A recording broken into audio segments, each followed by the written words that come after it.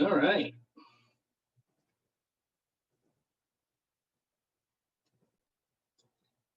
Let's make sure, Susanna Bell. I don't see a lecture. Let's just look in the folder, because I hate to reinvent the wheel. It may be something I hadn't hooked up. Okay, what is this, 3A? I don't see it. Okay, so this is a newly recorded lecture for times when people in the future won't be able to be in class. They'll be able to review this. So there are a couple of,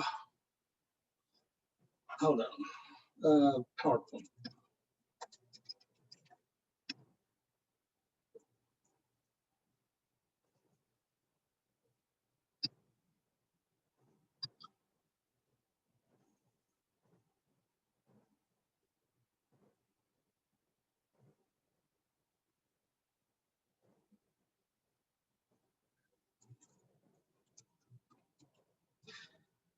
Apocrypha. Did I spell that right? Hold on.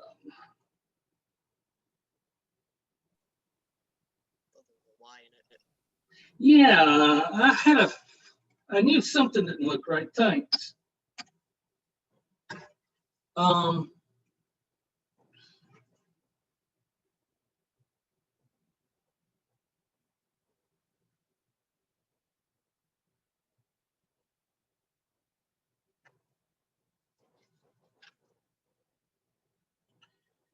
Okay, so according to the dictionary, Apocrypha is biblical or related writings not forming part of the accepted canon of Scripture, which is a little off. Let's look up the books of the Apocrypha.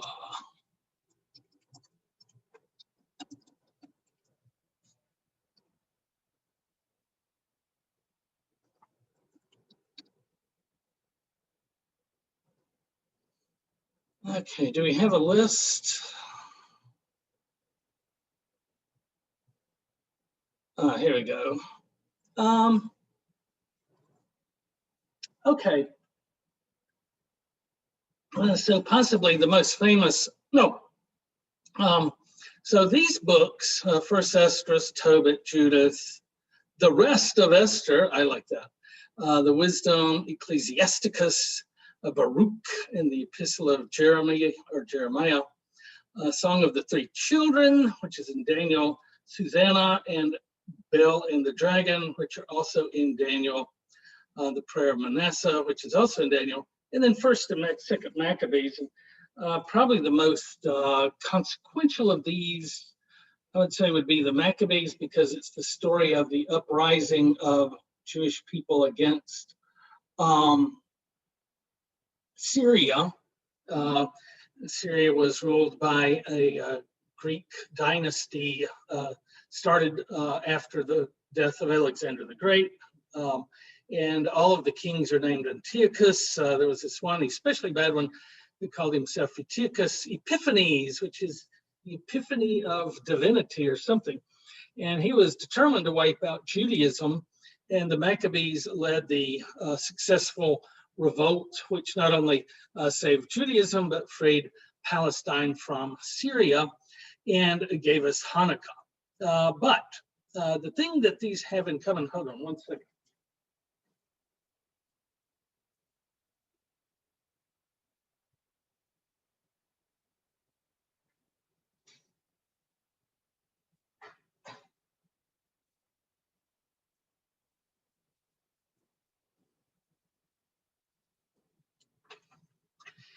Is that they are in the Septuagint, but not the Masoretic text.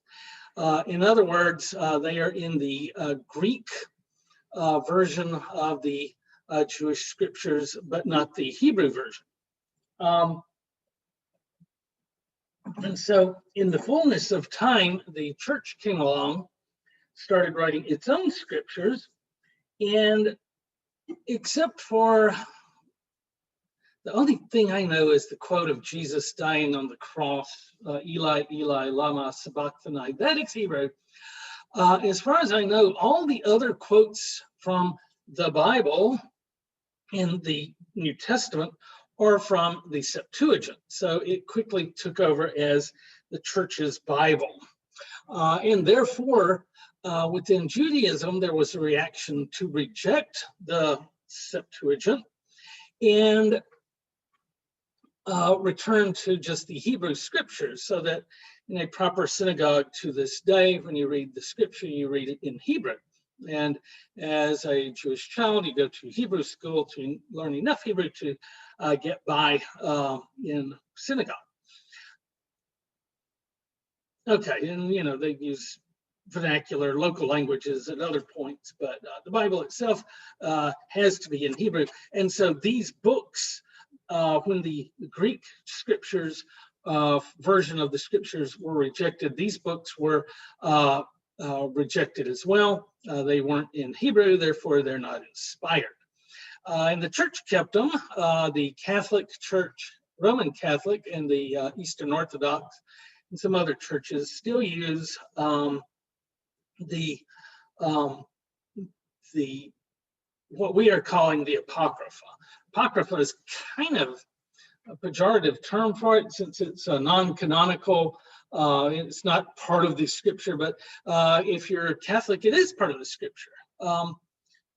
And so later, 1500 years or so, the Protestants came along, and the Western Protestants wanted to have scriptures in local languages, not just the Vulgate in Latin, and B, they wanted to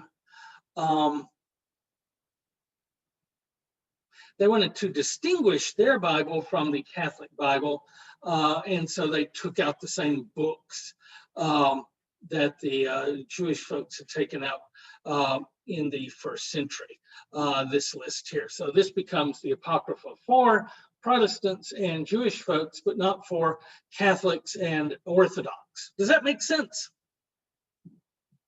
All right, so when we get to Daniel, earliest that most of us would be familiar with, example of apocalyptic literature. The other one in the Bible being Revelation. And what is an apocalypse? The end of the world? Basically the end of the world in our modern thinking. When we talk about an apocalypse, I think about that episode of Buffy where one of the characters said, I find myself wondering what the plural is of apocalypse. Apocalypses? Anyway, it's the end of the world in our terminology. Literally in the Greek world, in the Greek word apocalypsis means to uncover. So kalypto is to cover, apo is to uncover. So it's why we have the book at the end of the Christian Bible being called Revelation. Revelation is the translation of apocalypsis. So it is a kind of revelation, though, which has certain characteristics.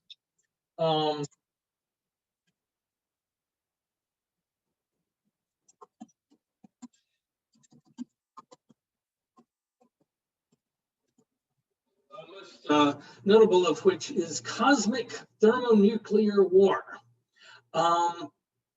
Remember Satan in the book of Job?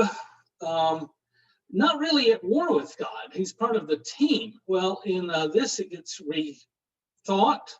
And now there are forces of evil versus forces of good.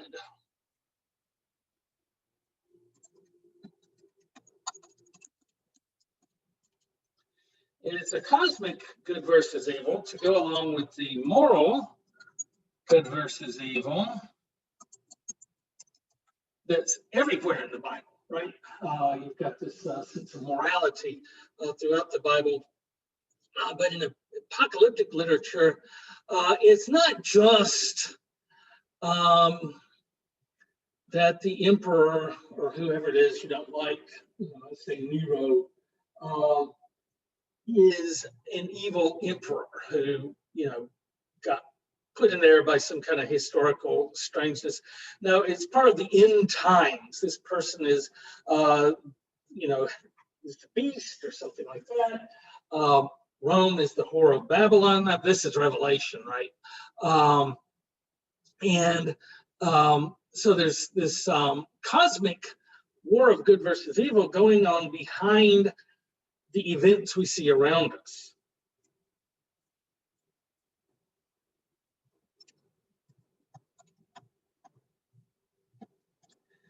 Okay, did I spell that right? Manichaeanism. Manichaeanism. Let's just double check.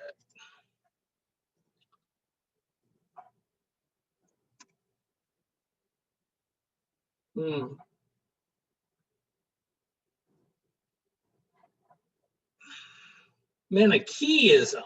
Okay, they like that better, so we'll go with that.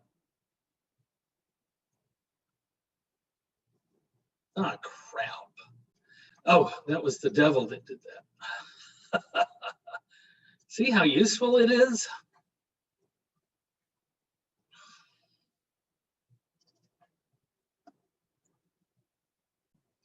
All right, so this was a philosophy and religion that heavily influenced Judaism during the captivity in Babylon, and they adopted a lot of this cosmic dualism into Judaism and then passed it along to Christianity. All right, so Daniel tends to be a bunch of over-the-top kind of spectacular miracles, right? That's another part of apocalyptic literature, vivid imagery.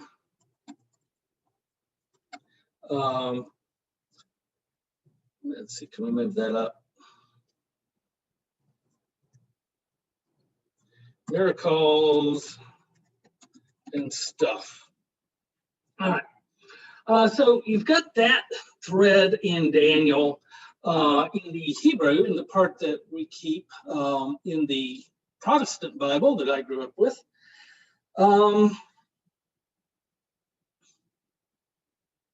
The parts that are taken out, to me, are quite interesting for the difference in tone.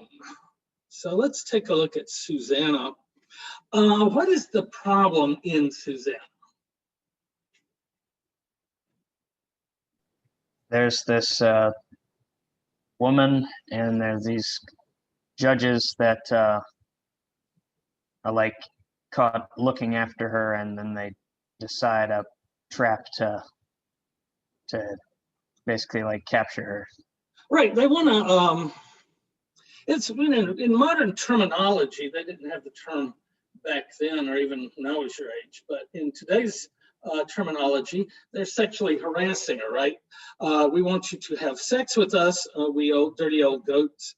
And if you don't, we will say we saw you having sex with one of your, pool boys, and we'll both swear to it, and you'll be killed. And she's like, I'm not having sex with you.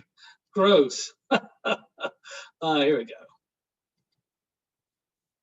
All right. So the two do their thing, which is accuse her of having an affair. Okay, now I'm doubting everything. Okay, that worked out all right.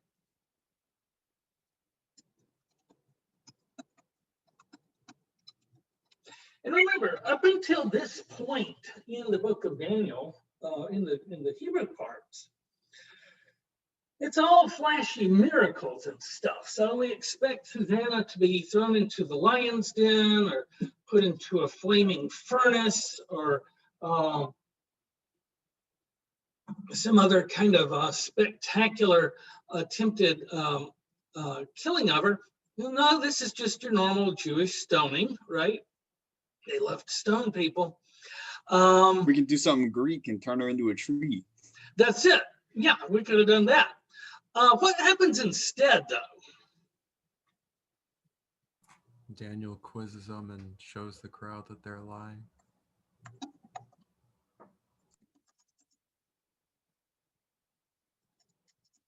Right, let's talk to these men separately. And how does he show that? He asked them what tree they were Right. standing under. Yes, she's in a garden. She's having sex under a tree. I mean, if you're walking through the quadrangle and there's a couple of people going at it under a tree, are you going to remember which tree it was?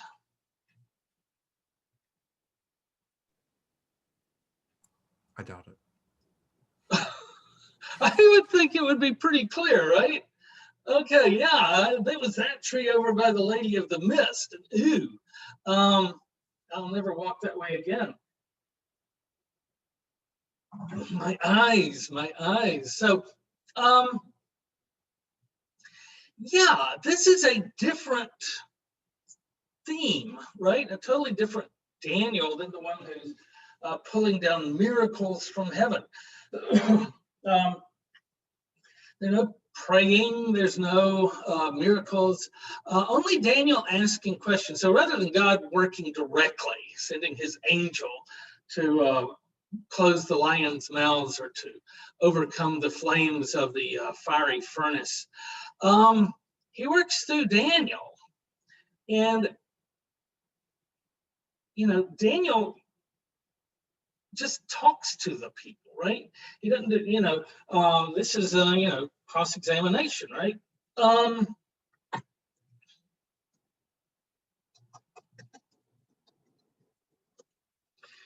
So there is a kind of literature that's supremely popular today that was more or less invented by Edgar Allan Poe and perfected by Sir Arthur Conan Doyle. And what is that kind of literature called?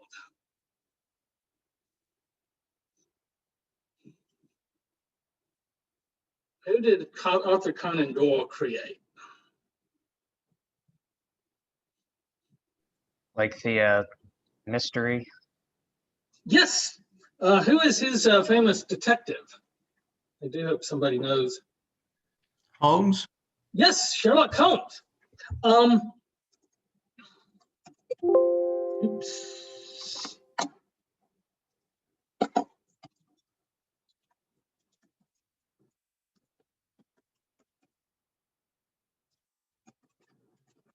So these really before Poe hadn't been around a whole lot, but you find them occasionally. You find in the story of Apollo and Hermes, how does Apollo find his cows?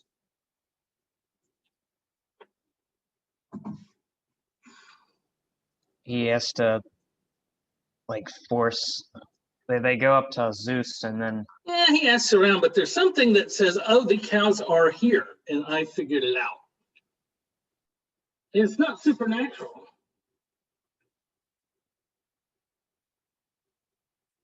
Okay, Hermes had hidden the cows in a cave. How did he hope to prevent them from being found? Did he hope to prevent them from being found, or how did Apollo find them? Both. Oh. I think this is kind of weird because Apollo's the whole gift of prophecy thing. Right, but he doesn't use it, right? Mm. He He actually uses gives it to Hermes thinkery. later. Yeah. So Hermes is smart, but he's too smart for his own good. He wants to say, I want to get these cows into this cave without anybody thinking to look there. Therefore, I'll walk them in backward. But Apollo, being smart, said, wait a minute, there are no hooves going into the cave. There are only tracks coming out of the cave. And therefore, something is up, and he found his cows.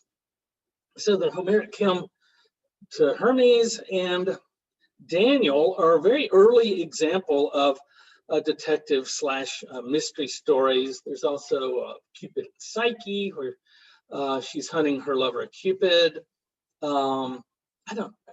It's been too long since I read that one. But the thing about it is, in these, they aren't using supernatural intervention to ultimately solve the mystery is something as simple as tracks, which any one of us could see without being Apollo, right? And it's not that Daniel, has this supernatural, he's not raising the dead or something. He's asking questions, something anybody could do. Okay, so that's the first story. What's going on in the Bell's story?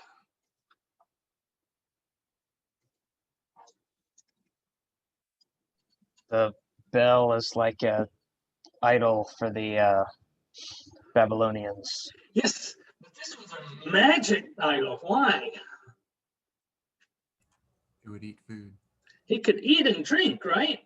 Now, lots of statues can drink because of what they call in chemistry capillary action. So they've got little grooves, and you pour water in, and the grooves just kind of wick it up. But eating pumpkin pie or whatever it is they were eating, that's a whole different matter. So how did he solve the mystery of the eating idol?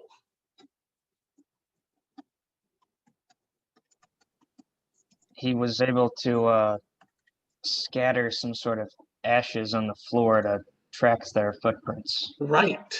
And that's what we don't know what's going on, but we leave ashes on the floor.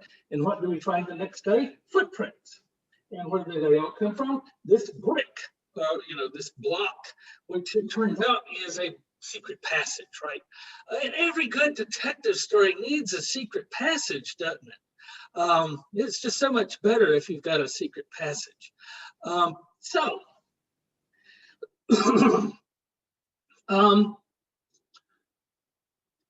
If you turn on your TV any night of the week, somewhere on the channels, there will be detective stories of various kinds. Now, the first one, where he's just asking questions, Daniel is a lot closer to the modern lawyer show. He's like a lawyer, right? Very smart, ask people questions, get to the truth. What about in the mysterious eating idol? Is it just questions? No, he wants the idol to eat during the night to prove. Yeah, but how did he show what was going on? Oh, the ashes and the Right. footprints in the ashes. Ashes equal physical evidence. A few years ago, there were these whole, at least 3 of them, I think. CSI shows crime scene investigation. And what they did was study the physical traces left by the crime and try to solve the mystery.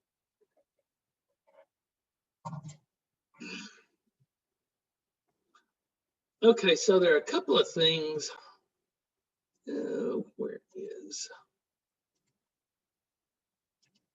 Get a whiteboard.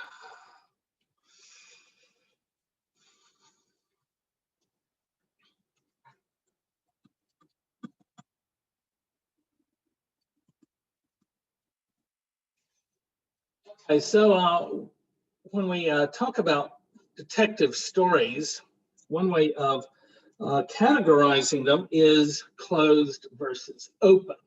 So in an open story, we, the audience, know what the crime is and who committed it from the very beginning or close to it. And then the tension is, will the detective be able to catch up to them in time? Whereas in a closed mystery, neither we nor the detective know what's going on at the beginning, and we only find out when the detective reveals it to us at the end. So, Susanna, is that a closed or an open mystery?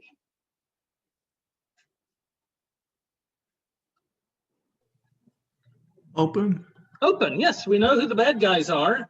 We know what their plot is, and will young Daniel be able to foil it? They would have gotten away with it if it weren't for those crazy kids, right? It was Daniel and Scooby-Doo.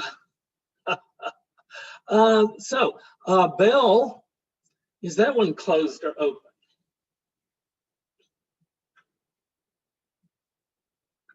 That would be more closed. Right, because we don't know what's going on until we see the footprints the next day when Daniel opens the door back up.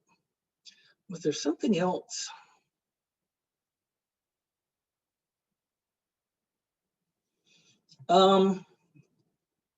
So one of the things, let's see, I need to draw a straight line.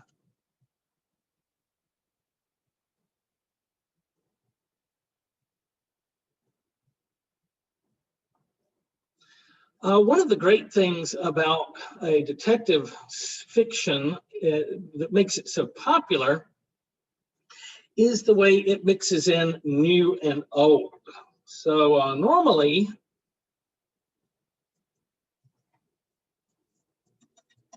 you have the crime subplot and then the solution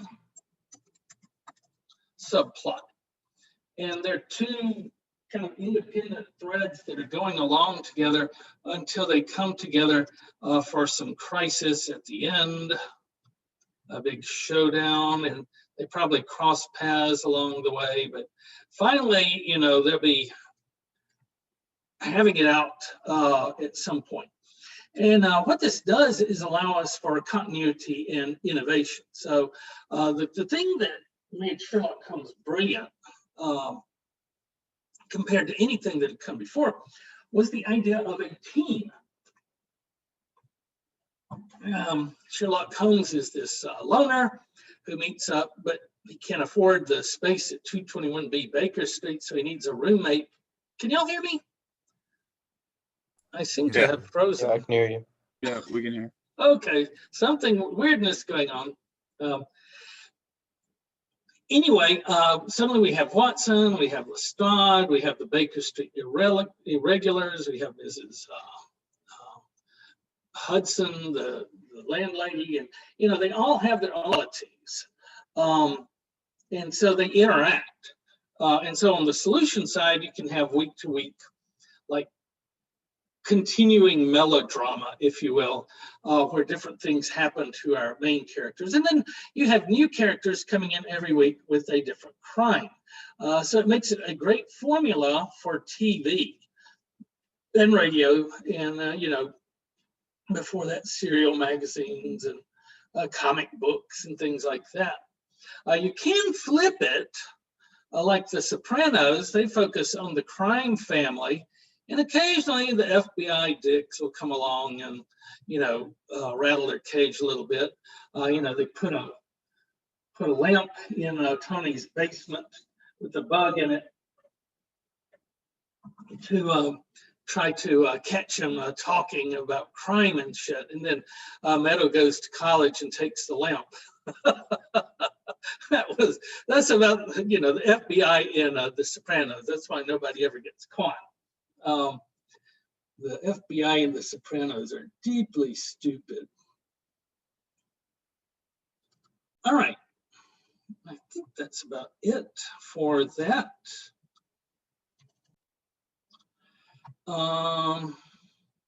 So yeah, closed open, Bell and the Dragon.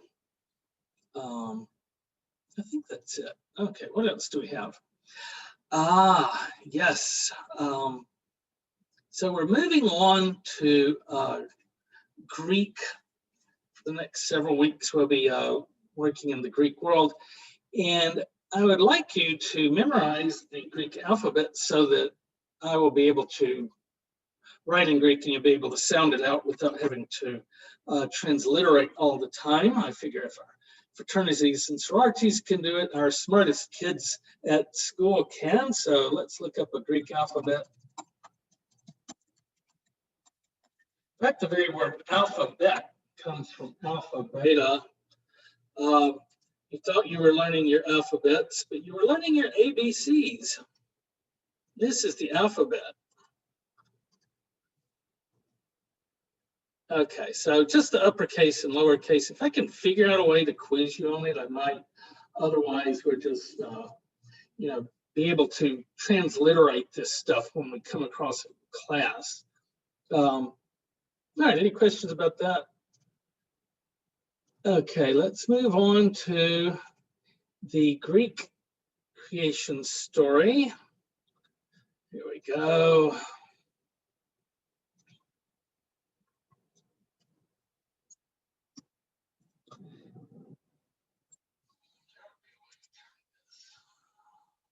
Clockwise. Ah, yes, better.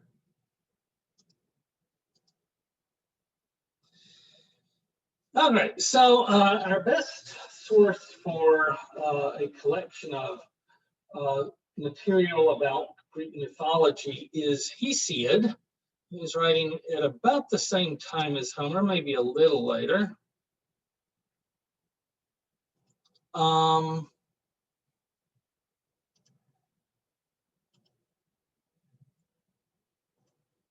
Works and Days, and what was the other one? The Theogony, yeah. And Theogony means birth of the gods. So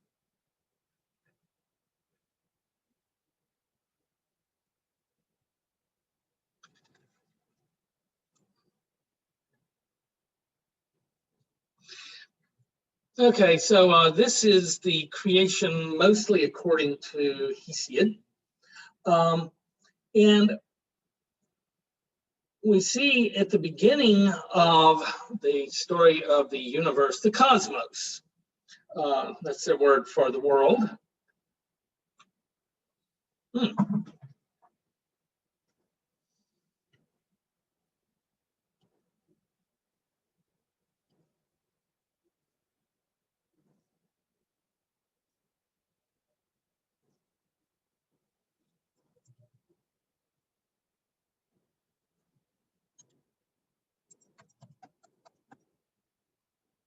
I don't like that Greek.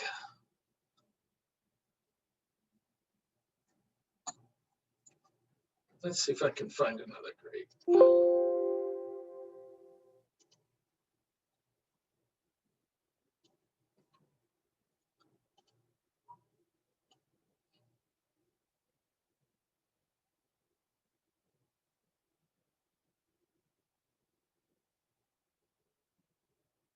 Here, that's a better one. So you notice oh,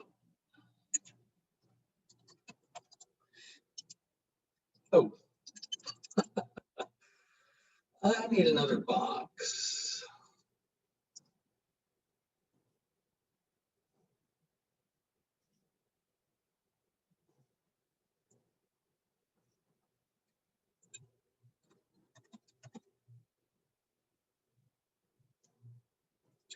Okay, so cosmos, you notice that there are two kinds of lowercase s's.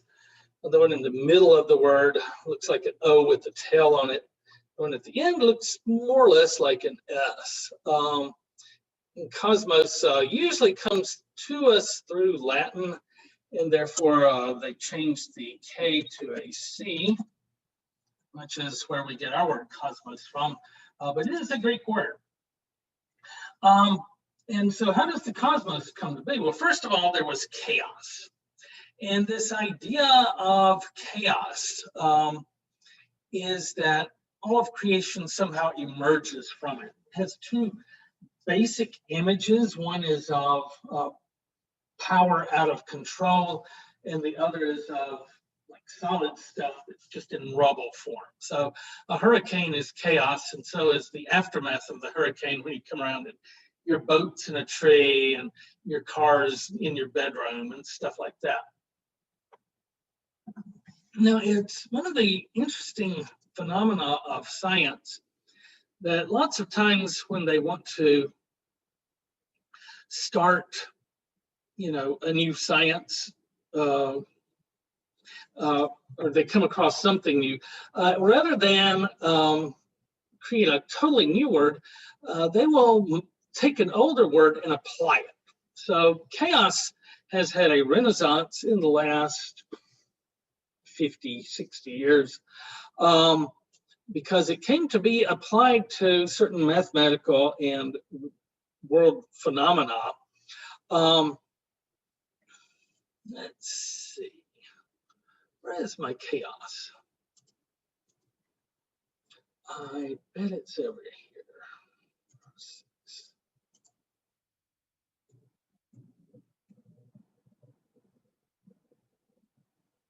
Ah, here it is.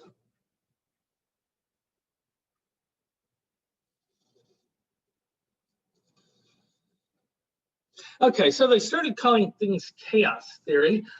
This is a chart of an orbit around like 2 stars instead of 1 star.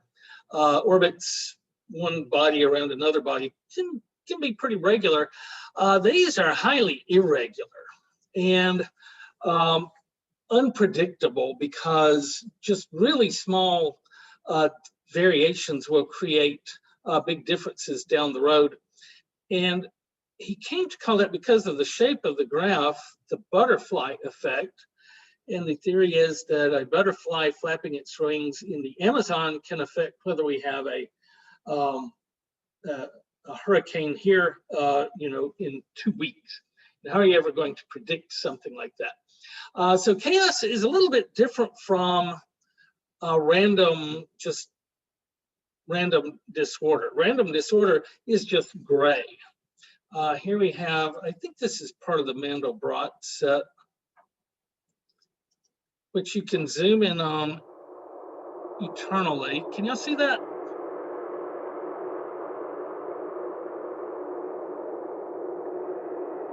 I'm just going to zoom in for a second. You can do this all afternoon if you're up for it.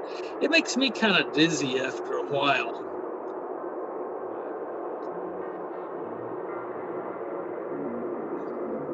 But what we're looking at is chaos and the order that comes out of chaos. Okay, here's another example of chaos. If you put a magnet over the parts of this, it will wind up in the blue section or the yellow section or the red section. You notice if it's close, it tends to be rather orderly. You let it go in the big blue blob and it's going to go to the blue section, yellow and red likewise. You get out in the edges, it looks like a paint bucket that you haven't finished stirring. Let's see if this movie will work.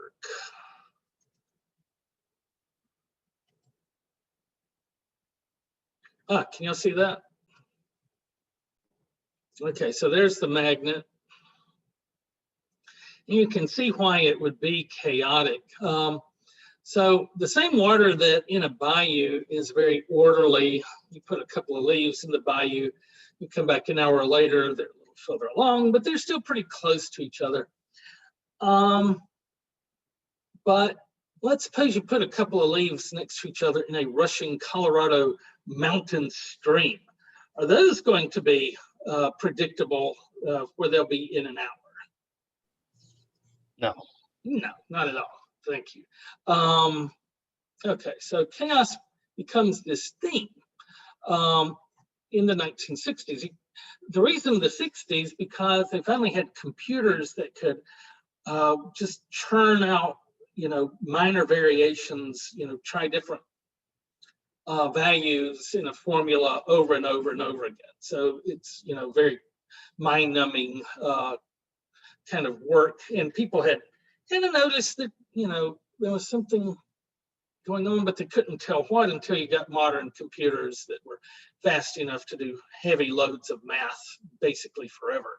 And then all of this stuff appeared, which has certain patterns to it, despite their unpredictability, which is different from being totally random. So anyway, that's the modern spin on chaos. Now let's go back to our chart. Out of chaos emerges Uranus, Gaia, and Eros. Now Uranus is Father Sky. Gaia is Mother Earth. In fact, you hear that a lot today. People talk about Gaia. The earth is almost a living being. And then Eros is the most loved, the most beautiful of the deathless gods, loosening the limbs and overpowering the wise counsels and plans of all men and all gods in their hearts. So love, Eros, erotic love, not the mamby-pamby hand-holding stuff. This is sex, and sex drives creation. It makes us act like idiots. It loosens the limbs, makes your legs weak, I guess, just messes your life up royally, comes in and takes over. And so these three are born. Now, earth and sky are the material from which the rest of the creation will come. Eros is the driving principle, which is very different from Genesis 1 or Genesis 2, where it was all God, and God's doing it without sex. Occasionally, he creates through his word alone. Other times, he will form stuff, the images. By implication, he's using his hands to form material.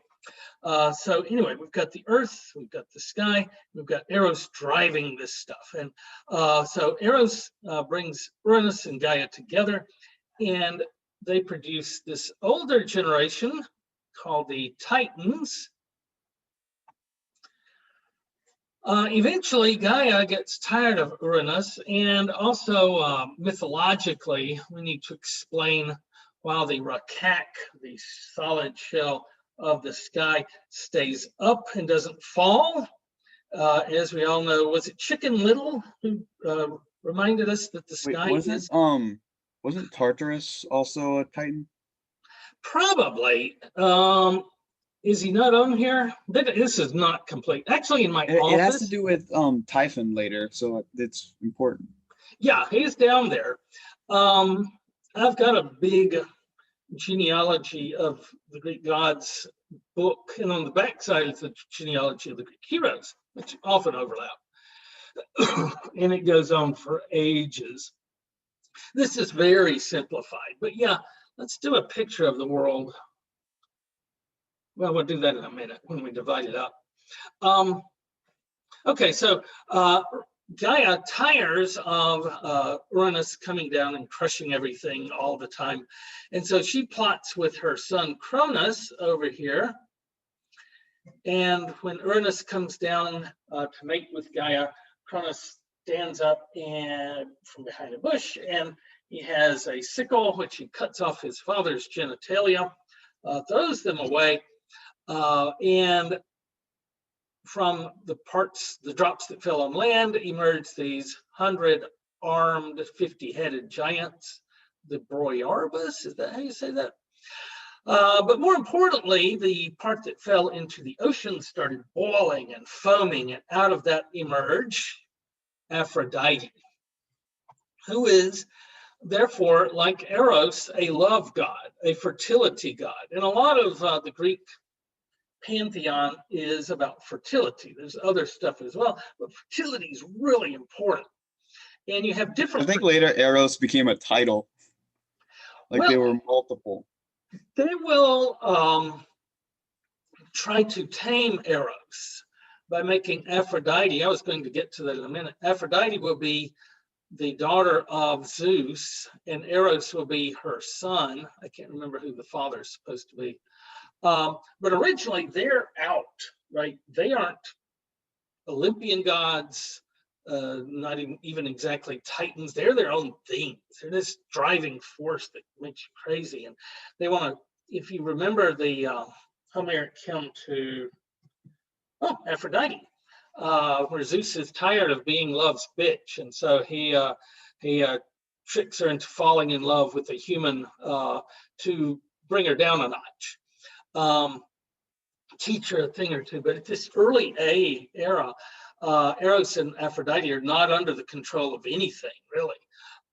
So anyway, you've got Cronus coming along, the Titans reign. This is the Silver Era. And he's aware that he, like his father, can be overthrown by one of his children. And so whenever Rhea has a child, he eats that child. And she gets tired of this, of course.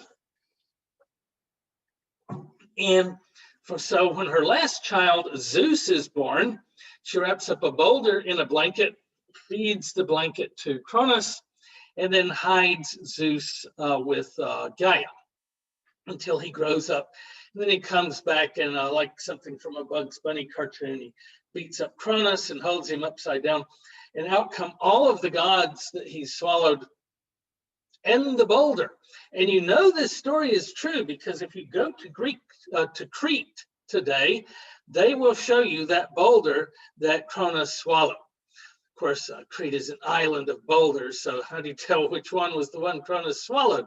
Anyway, we are now at our third generation of gods, the Olympians, and there are two generations of them. They're the kind of the elders and then the children.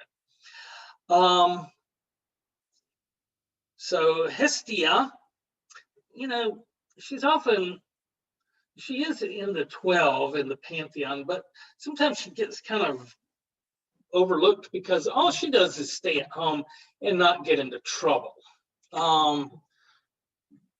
Her job is to keep the home fires of Olympus burning, and that's what she does. And so there are not many stories about her, and you might slip in a Dionysus instead, who is half human, but he's a lot more fun, that Dionysus. And so there are a lot of stories about him. So sometimes she'll get replaced by Dionysus. It's kind of a baker's dozen as to who's in the Olympic gods. There were three brothers, Zeus, Hades, and Poseidon. Oh, here we need our drawing board again.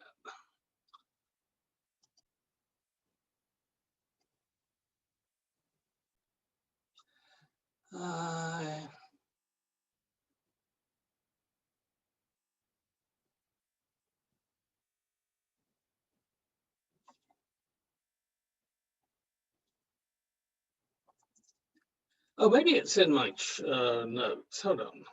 If it's there, it would be easier.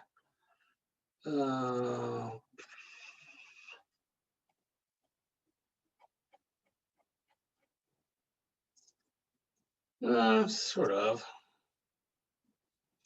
All right. So here is I think it'll be easier to understand if I just draw it, because that's got the rest of the lecture all there. Okay, I think I can do this. Let's give it a shot, shall we? All right, so this is the Earth. This is the sea.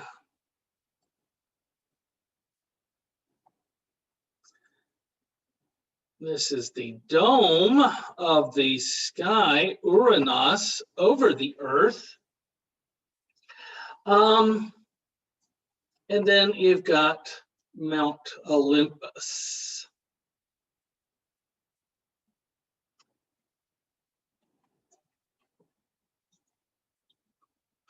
All right, so Zeus and Hades and Poseidon, according to some versions, draw straws. According to others, it was always going to be Zeus who was the king of the gods because he got them out. But Hades gets Hades, which, you know, worked out well, right? Because it's a part of the world named after him. Now, as I understand it, and correct me if I'm wrong, but Hades is right under the Earth, and if you go as far below the Earth as the sky is above the Earth, then way down there is Tartarus. Am I remembering that right?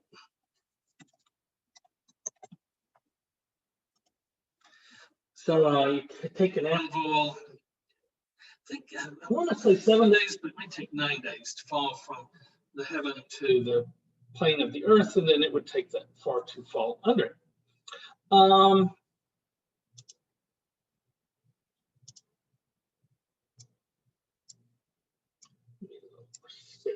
We're gonna have a fire up there. All right, so Hades gets the underworld and receives all the dead people as they die. He's the host of many. There's Zeus, who rules in the heavens. He doesn't replace Uranus, but he takes over kind of the stuff that Uranus would have done, and especially with rain and clouds and thunder and lightning. Those are his thing. And then Poseidon, of course, gets the sea. Now, importantly, all three of them have access to the plane of the earth in Mount Olympus. So that's kind of neutral ground where they can all operate.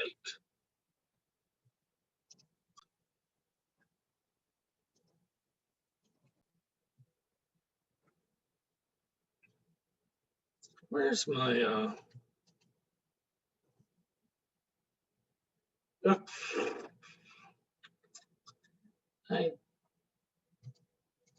oh, maybe it was, here it is. Okay, so let's get some more people, more gods born.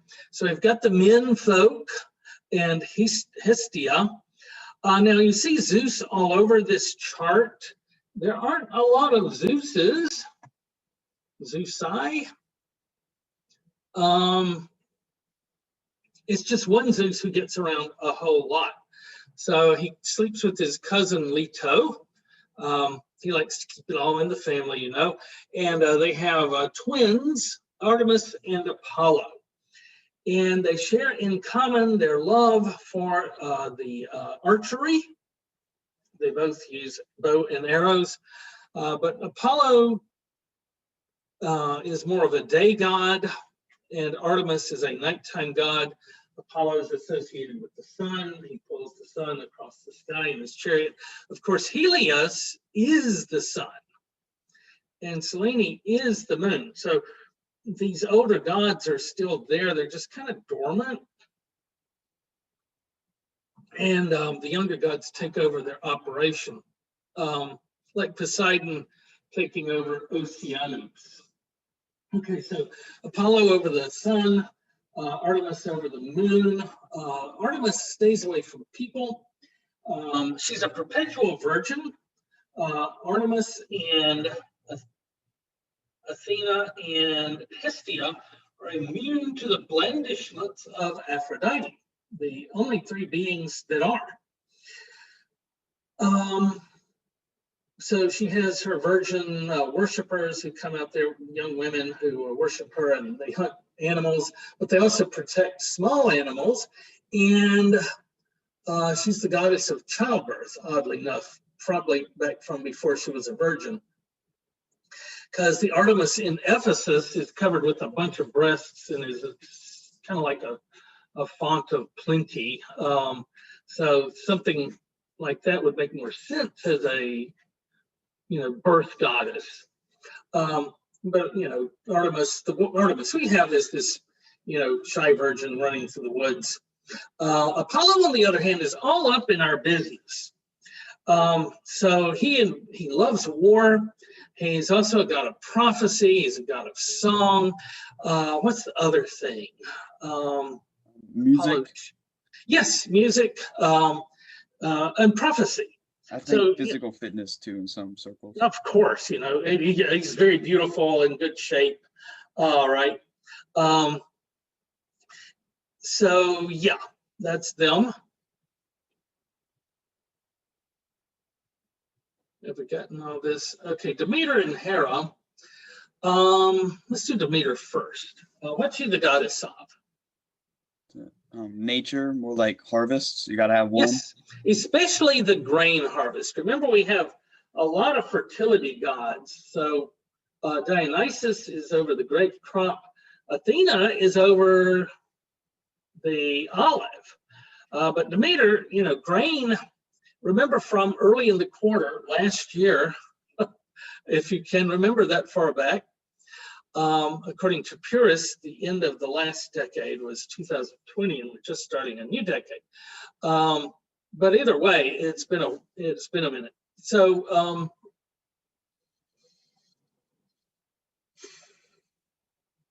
Yeah, grain and wine are the two primary foods of civilization.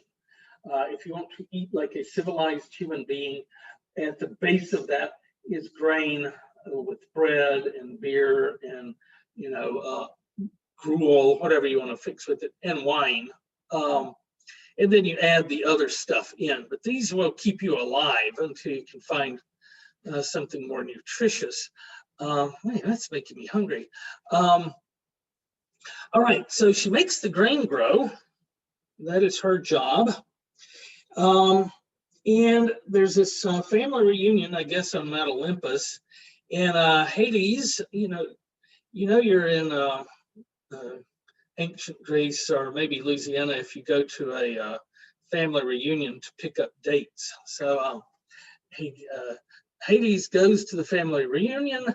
That Demeter, she's growing up to be a fine young woman. I think I'd like to marry her. And so naturally, who does he go and talk to?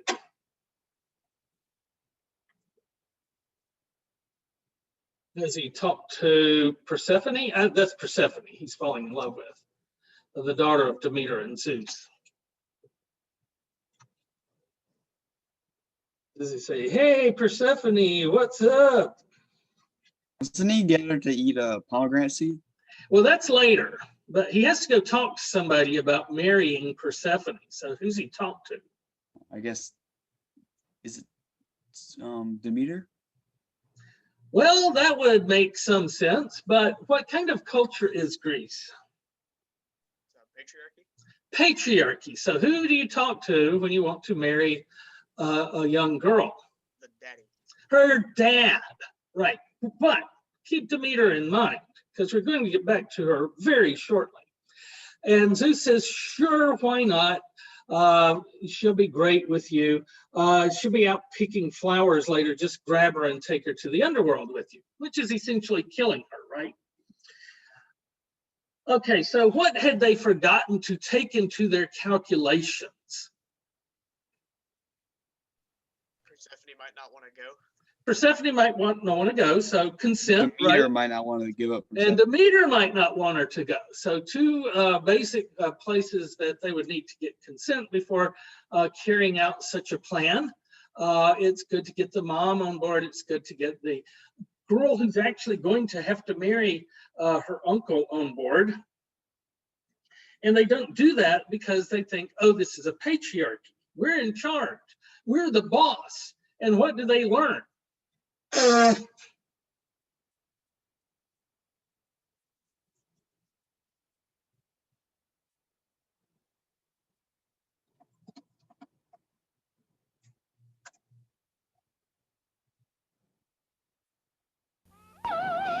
Nature, I didn't know you were so fine on the vine. Well, there's a lot you don't know. I'll bet you Can don't you know hear about this. Oh, come on. That's a stick of my sweet creamy butter. That's chiffon stick margarine. Chiffon stick margarine? Right, chiffon fooled you. It's not nice to fool Mother Nature. If you think it's butter, but it's not. It's chiffon. Okay, I love those old commercials. I think American God did a pretty good portrayal of this. Yes, Yeah, one right? of the nature gods destroy all plant life in order to get worship back. Yeah, right. You're going to take my daughter from me? Well, guess what? I'm going to stop shit from growing, and people are going to die, and you won't have their offerings. They're bringing you these fabulous sacrifices all the time. Well, tough shit. It's all cut off. And so what does Zeus do?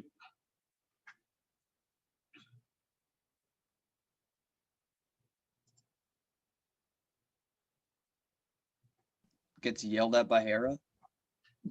Well, that's all the time. How does he make peace with Demeter, though? He's in trouble with Demeter right now.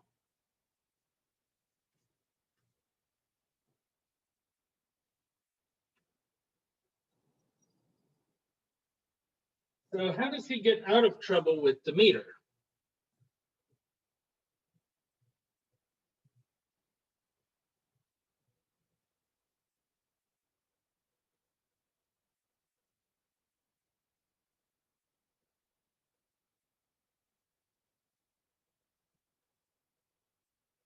What has to happen to get stuff growing again? Surely you've heard this. How do we get the food back growing, the grain especially? Doesn't she have to come out of the underworld? Yes.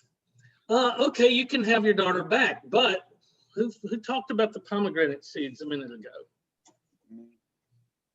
So what happened with the pomegranate seeds? I think while she was in the underworld, let's just call it that, because I don't want to say while she was in Hades,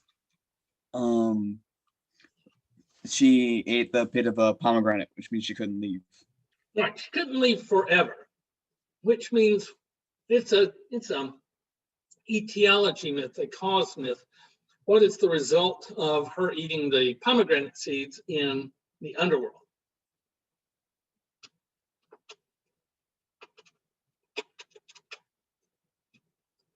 What's it like outside when she's home with mother? Spring? Yeah.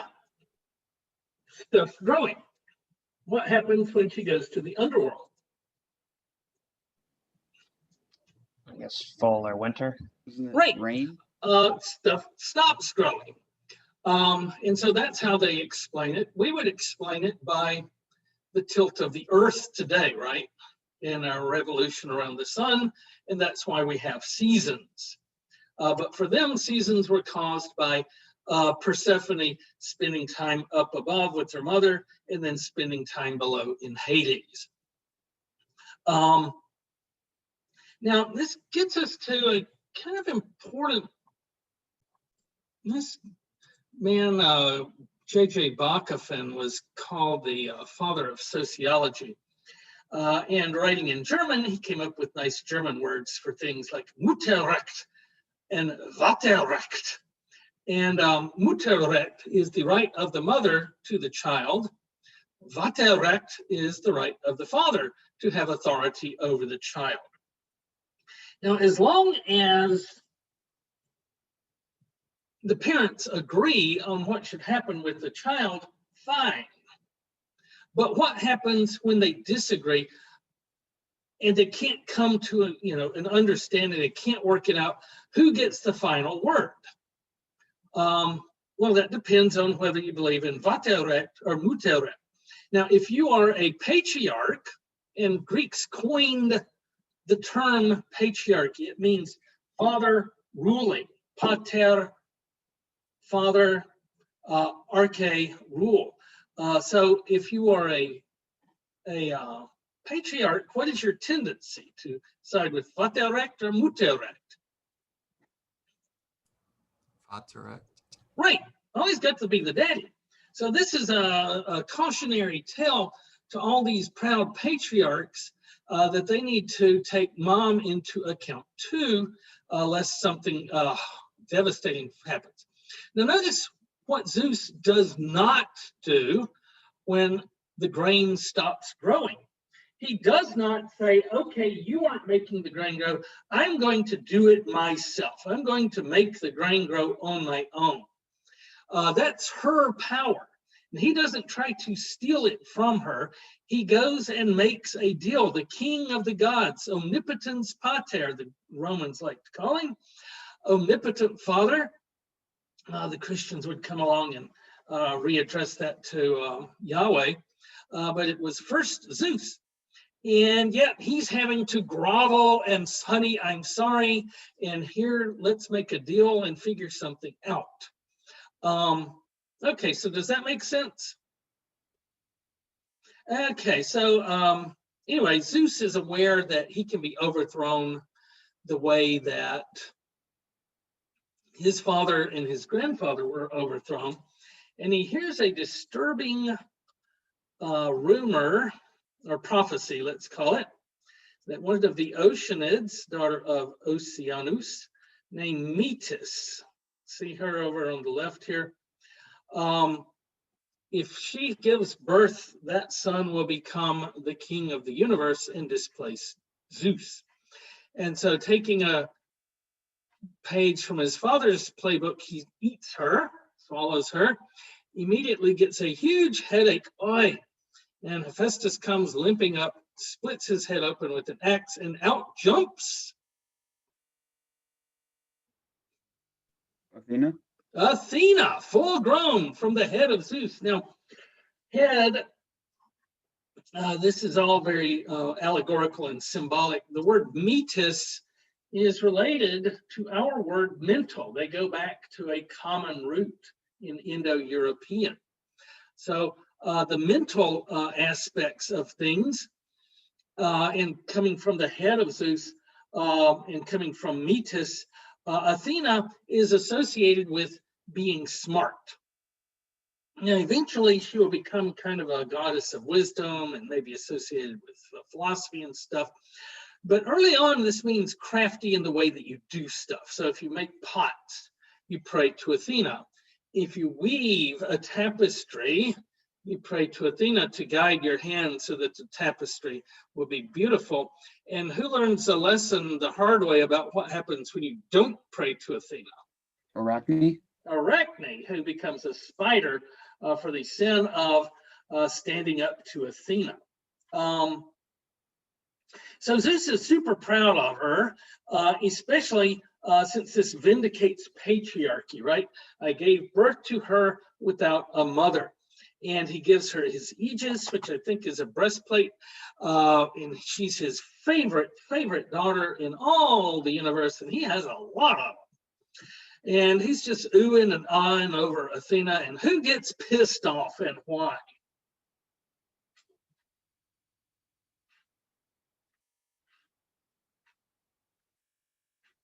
Who's always pissed off at Zeus? Hera. Right, and why? Why is she always pissed off at Zeus? I guess that she's his wife, so if he's She's- not loving her as she should be, then right, she's she'll get jealous, mad. right? And normally she's jealous because he's sleeping with some hot nymph or human woman. But this time he swallowed one of them, and now he's brought forth Athena, who's glorious, right? And so she's going to exercise her metarecht, and she thinks and wishes real hard, and she gives birth. They call this parthenogenesis. The regular word genesis, and parthenos is a virgin, or unassisted by males. And who does she give birth to?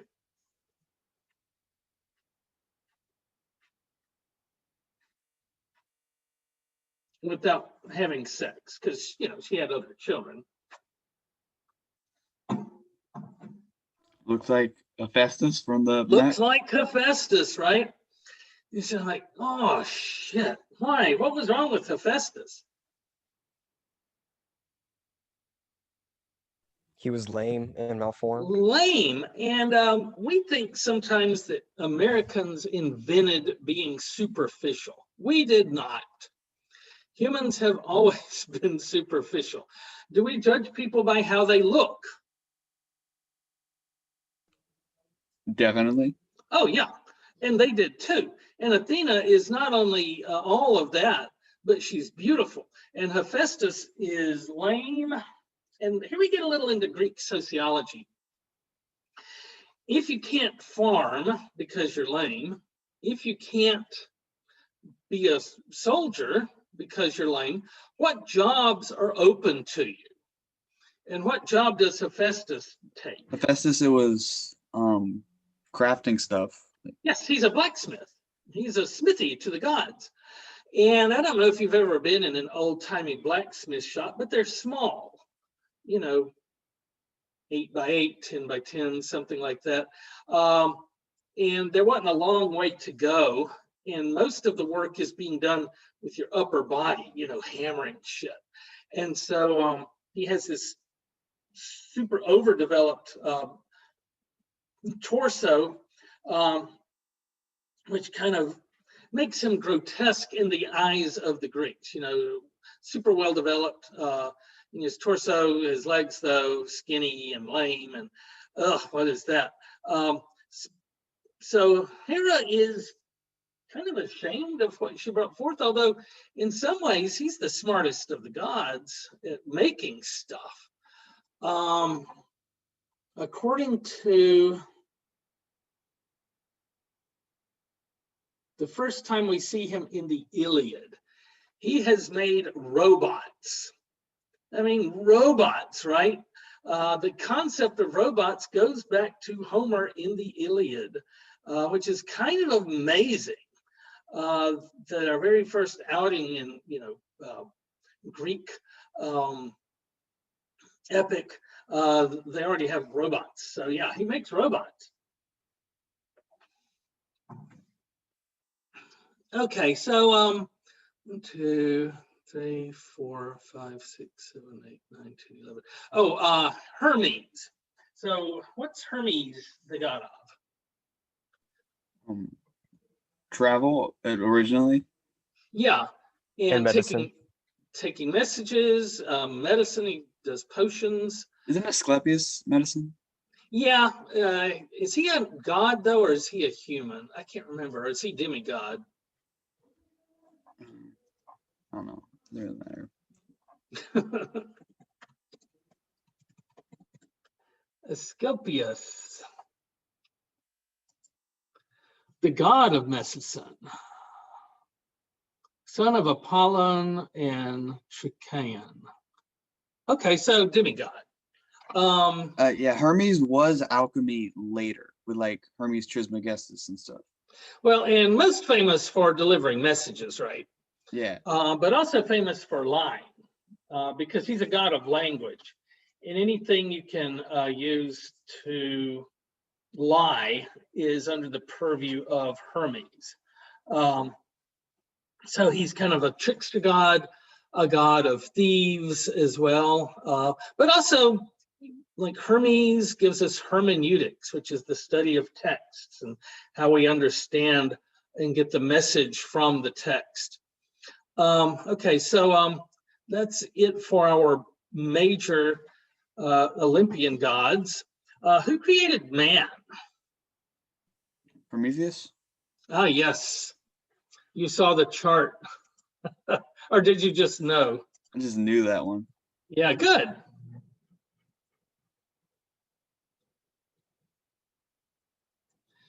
All right, so Prometheus, his name means forethought. And he comes up with the idea of creating man. And, a lot of times you see Epimetheus described as his brother, but he's also the first man. It's really weird, and I can't figure it out. Like, if Epimetheus wasn't the first, well, let's look it up again.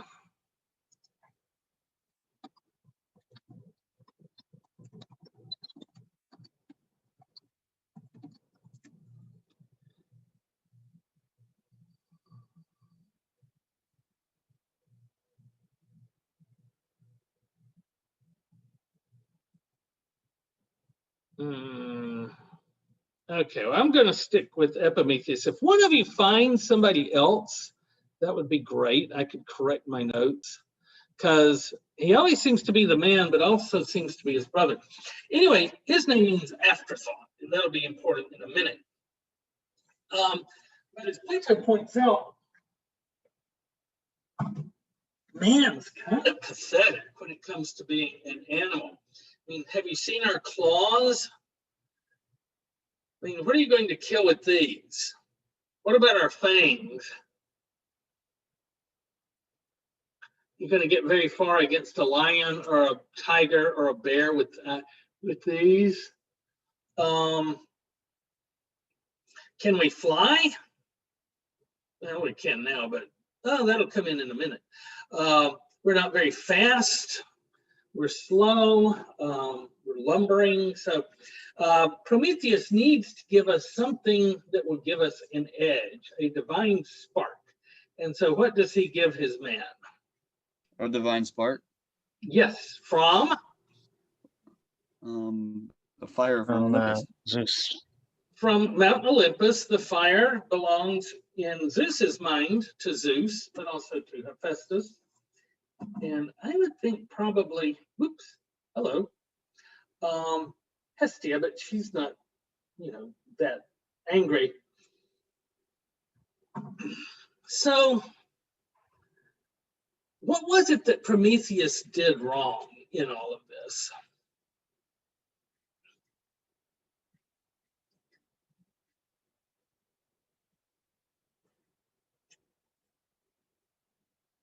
Remember the case of Demeter, and she stopped everything from growing.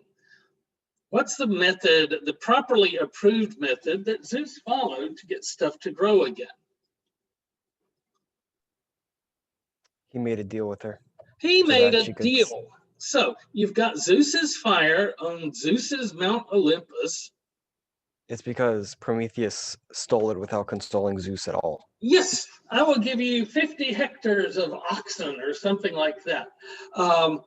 You know, we're going to throw a Zeus party with all this fire.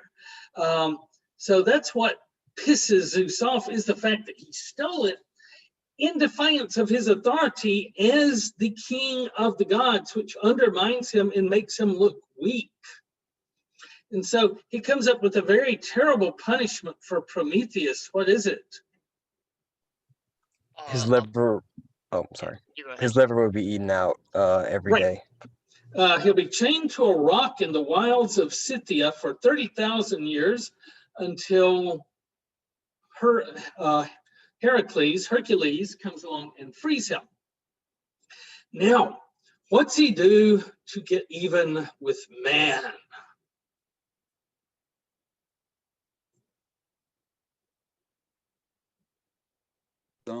Pandora's box. Yes, he creates woman, right? And so Pandora, if you notice our Greek down here, I was running out of room.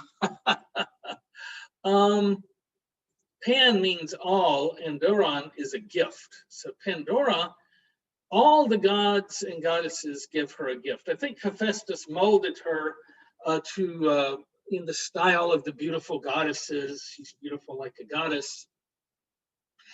And then each god gives her something. Like Hera gives her queenliness. Athena makes her really, really smart. Aphrodite, well, we know what Aphrodite gives her. And they also give her one more thing. In Hesiod, it is not a box, it is a jar. And what do they tell her to do with that jar? Or rather, to not do with the jar? Never open it. Never open the jar. Don't open the jar. What's in the box, man? All right, so if these myths sound stereotypical, it's because Greeks invented our stereotypes. And Epimetheus, being a Greek man, he has been warned by Prometheus, forethought, tells afterthought, if the gods try to give you a gift, it is a trick. Reject it, send it back, do not accept it. I don't know what it'll be, but it'll be awful, awful, I say. And so one day in the afternoon, Epimetheus is sitting there by his fire. He looks across the field, and what does he see? A beautiful goddess walking toward him as the sun slowly sinks in the west. And does he think about the warning of Prometheus being a Greek man? He's just thinking that's a pretty god. It's pretty goddess. Oh my God, she's gorgeous. He says, come on over here, have a seat. I've got a fire.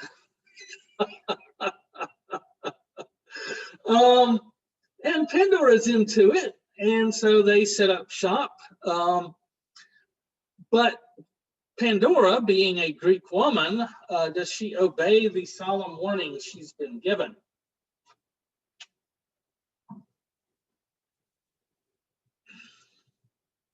She wants to open it up. Oh, we got to open the jar. And what comes out?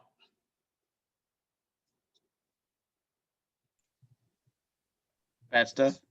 Yeah. Bad stuff. All the pestilence,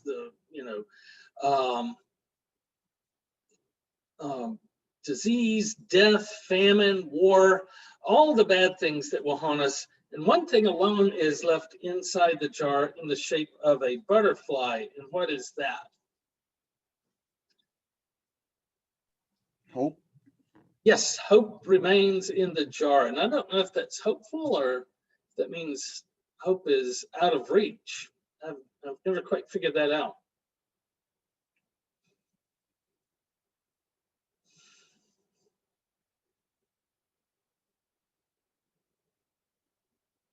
Okay, I think that's it. Oral storytelling. It's going to get lost in translation somewhere. Right, yeah. It means what the storyteller wants it to mean, right?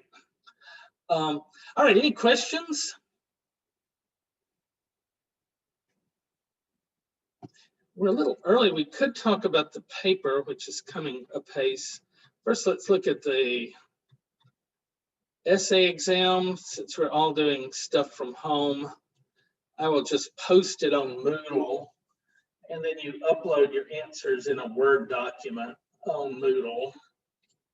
I think that's the easiest way to do it. The other way to do it is answer stuff on Moodle.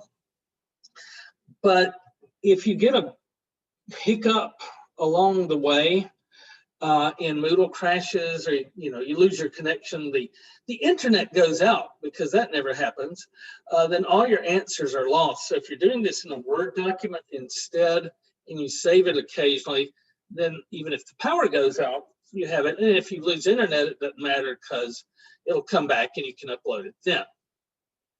Okay, so it's 8 questions and an extra credit.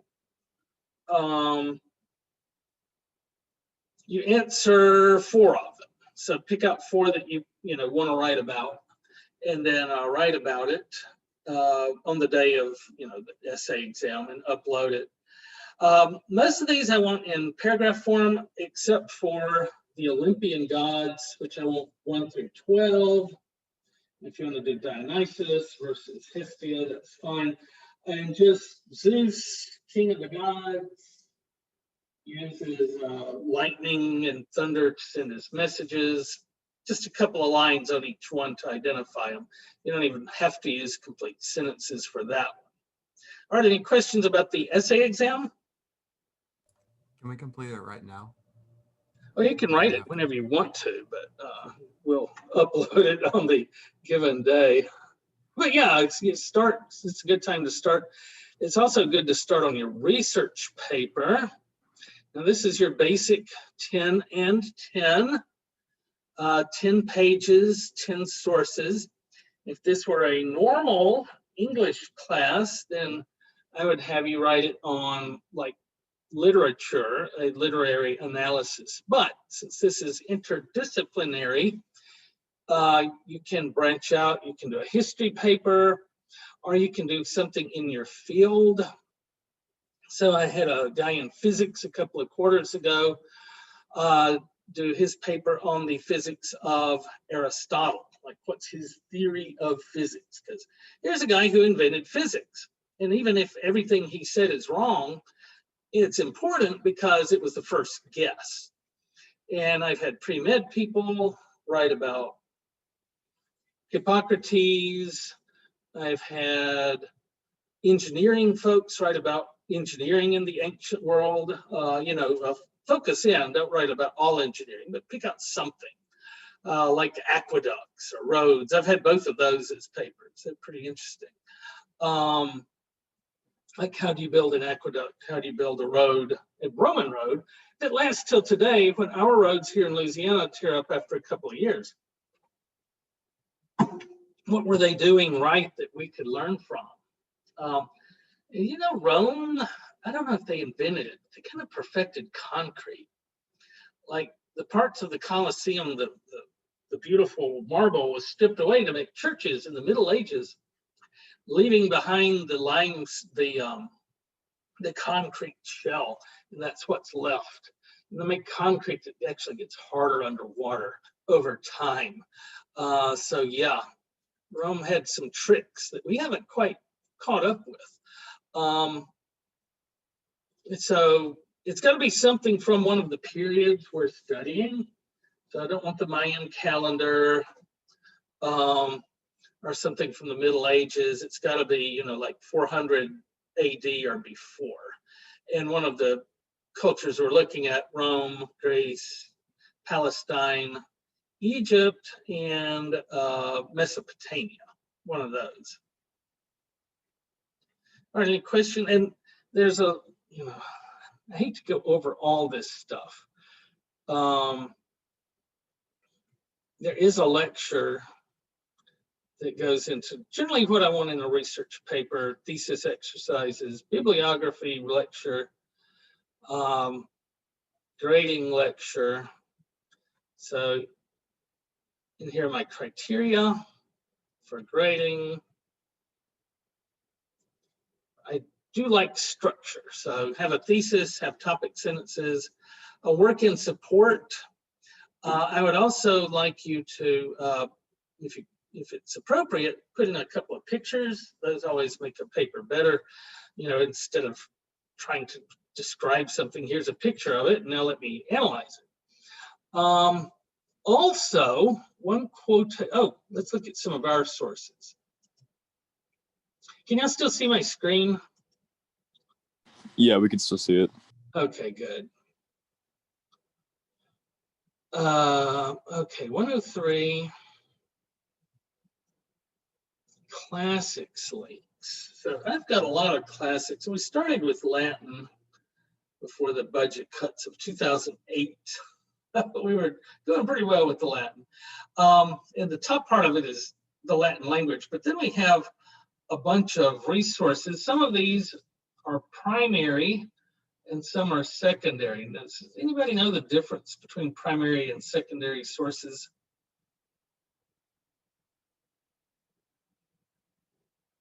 Primary is a source from someone who has actually experienced the event or the thing, right?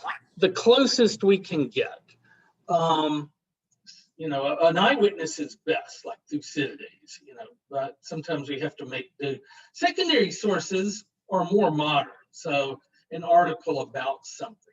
So this is a good gateway to primary resources. In Greek and Rome, or in Latin and Greek. How many of each do we have to have? How many primary and how many secondary? At least one primary. And like when I said 10 and 10, it's 10 pages and 10 sources. So the Loeb Classical Library is this collection of Greek and Latin texts from the ancient world. And the great thing about the Loebs is that on the left page you have Greek or Latin, Greek in green, Latin in red. On the right page you have, what did I say? Greek on one page, English on the other. So you can read the English. Our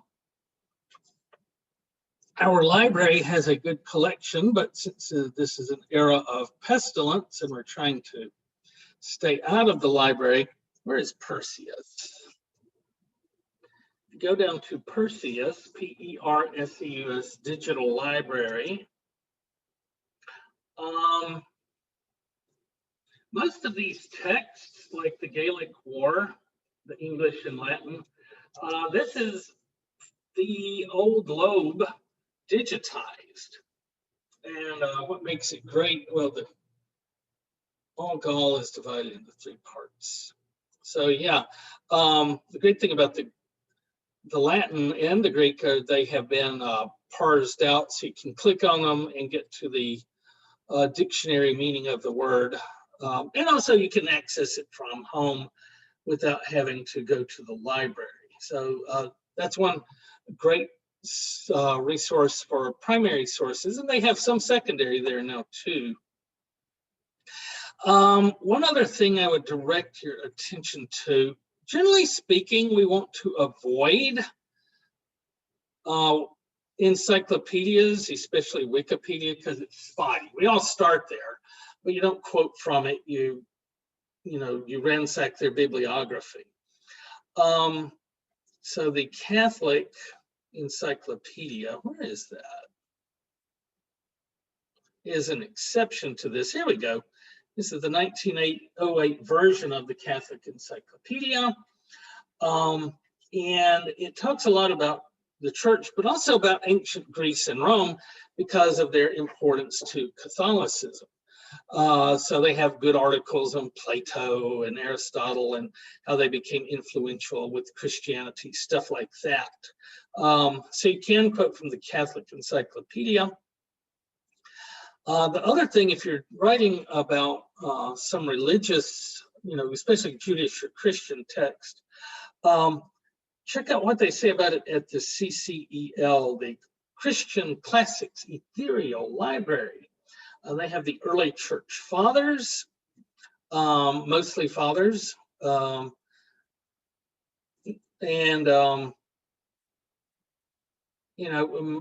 it's kind of a step between a primary source and a secondary source.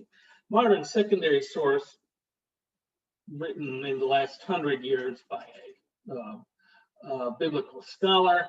We tend to jump straight from the Bible to what's going on in this stuff today, but it's good to see what people are doing with it 400 or 500 AD, because they kind of set up our categories for how we interpret stuff.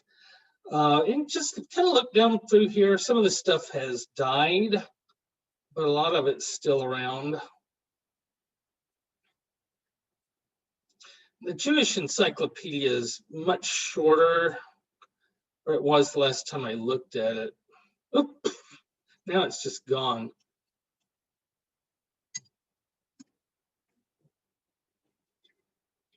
Okay, so Catholic Encyclopedia is proceeding on.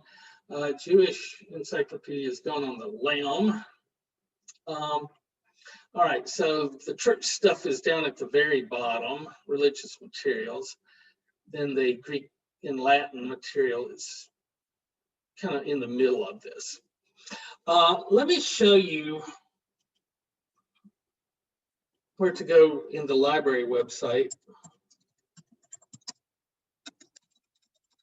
for secondary sources. So you go to the library.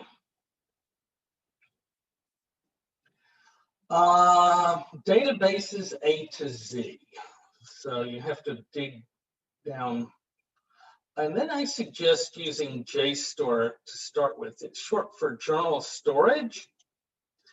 Now you have to go in through the library. If you just look up JSTOR and go to their general web address, you won't get much unless you get a subscription. But you have a subscription, you just have to use the library.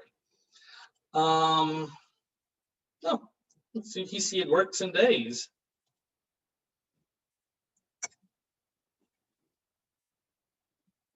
An introduction to Hesiod's works and days, pages 177 to 205. So that looks just about perfect, right? If you're going to write about Hesiod. Looks like there's a lot of this. Pandora in Hesiod's works and days. There we go, 9 through 28. Now you can download the whole PDF over here on the right, maybe.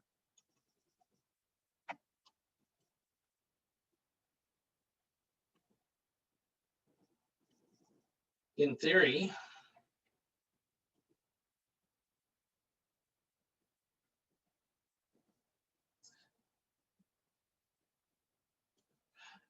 No, I'm not sure what's up with that. Log in through your school library. It looks like we got kicked out somehow.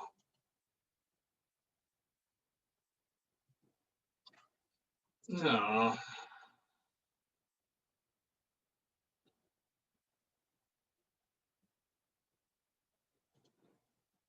Did Tech forget to renew their subscription?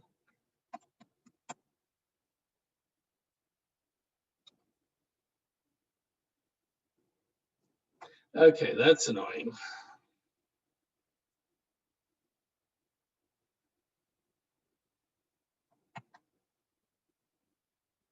All right, so it looks like we may not be getting in through JSTOR today. Is anybody else having any more luck logging in and downloading stuff? I'm going to try this.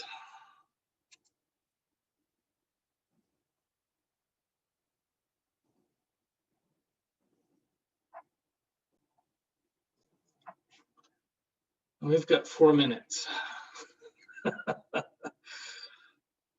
Oh my goodness, the internet, she was not feeling very well.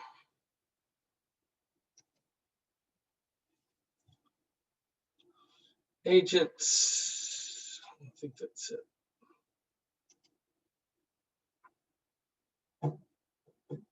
I'm going to see if it'll work on campus.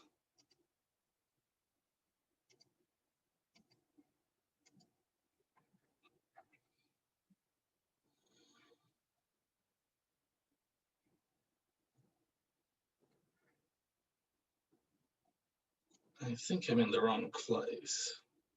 There we go.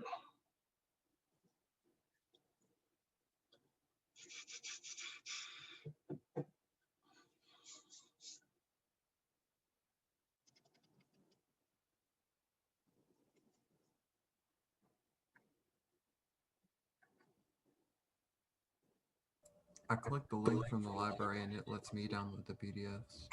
Are you on campus? Yes, sir. Okay, that may be the trick.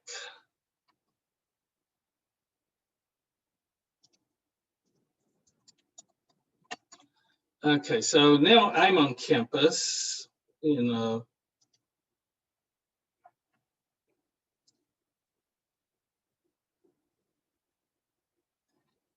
and this may not always do this. This may be a today thing.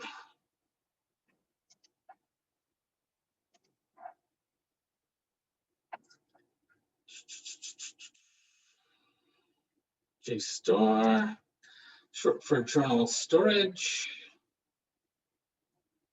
Okay.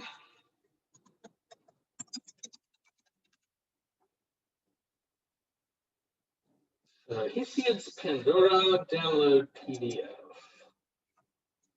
So this is what you're supposed to see. This is the way it's supposed to work. But you might have to get a friend from campus to like do it, or they may be able to get it fixed so it's working right again.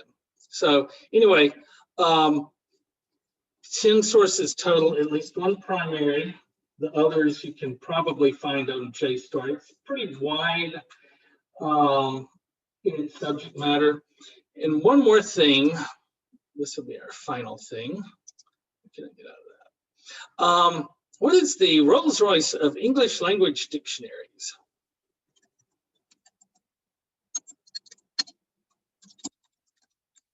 Anybody? Merriam-Webster. Webster is the Chevrolet of English language dictionaries.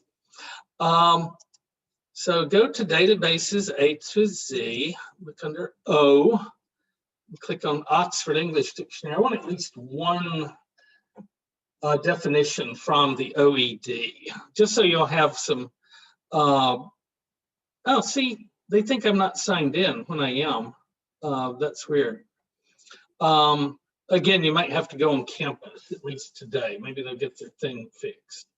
All right, I see it's time to go. Any questions? When will the essay exam be due? All the dates are more or less in the syllabus. We might push stuff back a day or two for convenience. Research paper, end of week 8. Essay exam, January 25th. Or 6th. This is Tuesday, right? All right. Well, anything else? Don't want to keep y'all late. And week 4, they have a sentence outline. Yeah, I might take that up. Basically what I want, it doesn't have to be a full-blown outline. I want to know your topic. Like if you have your thesis statement, that would be good, and how broad your topic is, because a lot of times people start out with ideas that are good, but bite off more than they can chew. And so that's what I want it's not graded, it's just me making suggestions on your topics to make sure you're on the right track. But remind me to put a link up for that. I'll try to remember that myself. Any more questions? All right, I will see you guys Thursday.